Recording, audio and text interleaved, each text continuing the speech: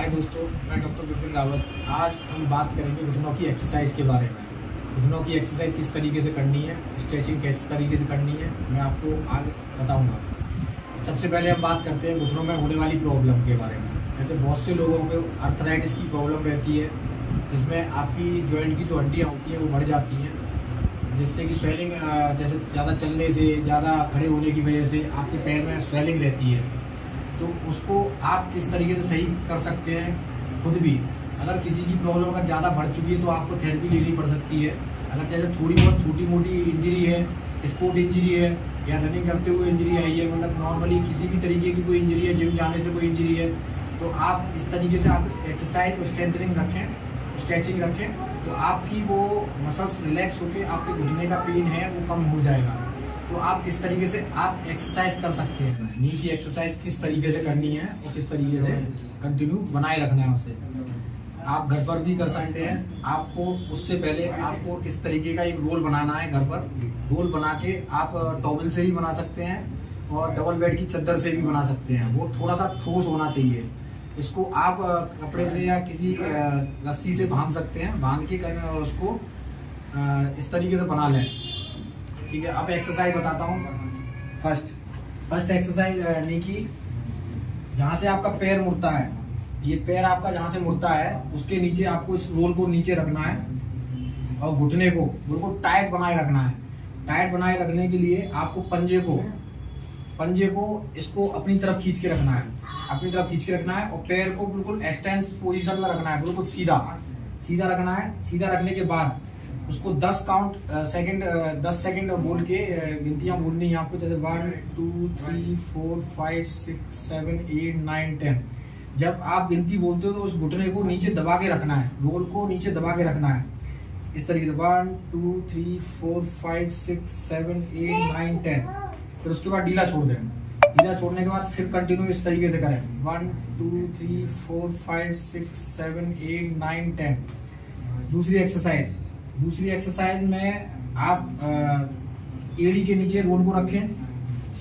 एड़ी के नीचे रखना है, घुटने से नीचे दबाना है, घुटने से नीचे दबाना है 1 2। घुटने से का मतलब ये है कि एड़ी को नीचे दबाना है रोल से, जैसे 1 2 3 4 5 6 7 8 9 10। हर एक्सरसाइज के 10 से 12 रेपिटेशन आप घर पे कर सकते हैं, 10 सेकंड होल्ड रख के 1 2 3 4 5 6 7 8 9 10। ध्यान रखो, घुटने से ताला लगानी, एड़ी को नीचे दबाना है, जैसे इस तरीके से। देखिए, ध्यान से देखिए 1 2 3 4 5 6 7 8 9 10। अब तीसरी एक्सरसाइज को दीवार के सारे इस रोल को रखना है, दीवार के सारे रख सकते हो। अब पंजे को और एड़ी को इसलिए सटा के रखना है, इससे सटा के रख के आप पंजे से प्रेस करें, पुश करें, ऐसे पुश करेंगे इस तरीके से। खाली उंगलियों से पंजे से करना है इस तरीके से 1 2 3 4 5 6 7 8 9 10। फिर करो 1 2 3 4 5 6 7 8 9 10। फोर्थ एक्सरसाइज में आपको लेटना है। लेटने के बाद पैर को 45 एंगल पे उठाना है। 45 एंगल को उठाते वक्त ध्यान रहे कि पंजा अपनी तरफ खिंचा हुआ होना चाहिए इस तरीके से 1 2 3 4 5 6 7 8 9 10। तो नीचे रखना है।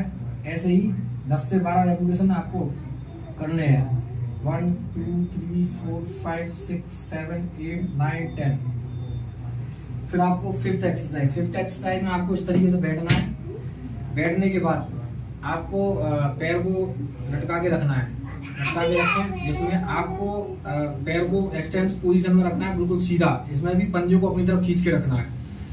पंजे को अपनी तरफ खींच के रखेंगे तो ध्यान रहे कि आप इस तरीके से ना बैठे, आपको सीधा बैठना है और स्पाइन को बिल्कुल सीधा रखना है, जिससे कि आपको स्ट्रेस पड़े, यहाँ पे काफ मसल्स में स्ट्रेस पड़े।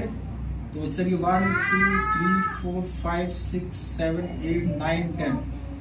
इस तरीके 10 से 12 रेपिटेशन आप कर सकते हो 1 2 3 4 5 6 7 8 9 10। ये हो गई आपकी 5 एक्सरसाइज। ये आप घर पर किसी भी टाइम, सुबह दोपहर शाम 3 टाइम कर सकते हो, या 2 टाइम, अगर 3 टाइम भी 2 बार कर सकते हो, सुबह शाम। ठीक है, अब हम बात करते हैं स्ट्रेचिंग के बारे में। स्ट्रेचिंग किस तरीके से करनी है। हमारी 3 मसल्स होती हैं घुटने के, मेन मसल्स होती हैं काफ मसल्स, क्वाड्रिसेप, हैमस्ट्रिंग। इनको आप किस तरीके से स्ट्रेच करें वो मैं आपको बताता हूँ। आप घर पर भी ये स्ट्रेचिंग कर सकते हैं। जैसे कि आपको काफ मसल्स की स्ट्रेचिंग करनी है तो वो किस तरीके से करनी है, तो दीवार का सहारा लें, दीवार के सहारे में पंजे को इस तरीके से रखें, पंजे को ऊपर रखें और एड़ी का ध्यान रहे, एड़ी जमीन से लगी हुई होनी चाहिए। ध्यान रखें काफ मसल को स्ट्रेच करना है तो हिप को आगे की तरफ पुश करना है, आगे की तरफ बढ़ाएं इस तरीके से। हिप को आगे की तरफ बढ़ाएंगे, हिप को आगे की तरफ बढ़ाएंगे तो इस तरीके से यहाँ काफ मसल में स्ट्रेच आएगा। स्ट्रेच आएगा तो आपकी जो पिंडलियाँ थोड़ी सी खींचेगी, दर्द होगा वो आप झेल लें। थोड़ा सा झेलने से आपका ये है कि मसल्स रिलैक्स हो जाएगी। आप स्ट्रेच करने के बाद 10 से 20 बार ये स्ट्रेचिंग करनी है। 10 से 20 बार करके आप पंप कर सकते हैं हाथ से इस तरीके से, जिससे कि आपकी मसल्स रिलैक्स हो जाए।